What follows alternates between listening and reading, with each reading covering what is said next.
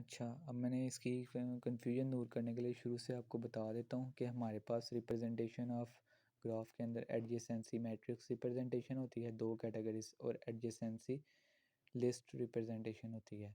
Adjacency matrix हमारे पास rules होते हैं, एक हमारे पास वर्टेक्स और एजेस, अगर तो दो वर्टेक्स के दरमियान एक एज क्या कहते हैं कनेक्ट हो तो उसे हम वन से रिप्रेजेंट करेंगे। अगर उसमें उनके दरमियान एज ना हो तो उसे हम ज़ीरो से रिप्रेजेंट करेंगे। ठीक है, ये हमारे पास एक फिगर दी हुई है, इसके थ्रू मैं अगर एग्जांपल सॉल्व करूं तो ये हमारे पास 6 बाई 6 का मैट्रिक्स बनता है। ठीक है, लेफ़्ट साइड पे मैंने 6 नंबर लिख लिए, ऊपर उसके बाद क्या कहते हैं रो वाइज भी मैंने 6 नंबर ले लिए।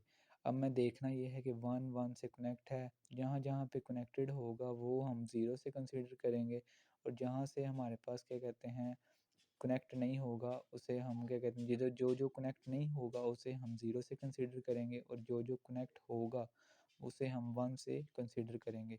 फॉर एग्जांपल 1 1 से कनेक्ट है, नहीं कनेक्ट, 1 2 से कनेक्ट है, 1 2 से कनेक्ट है।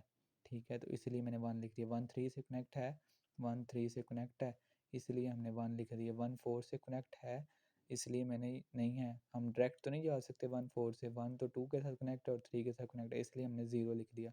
1 5 के साथ नहीं है, 0।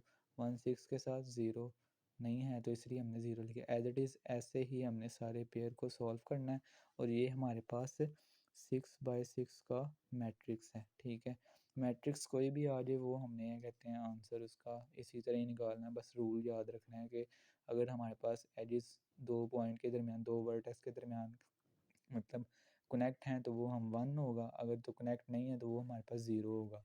ठीक है।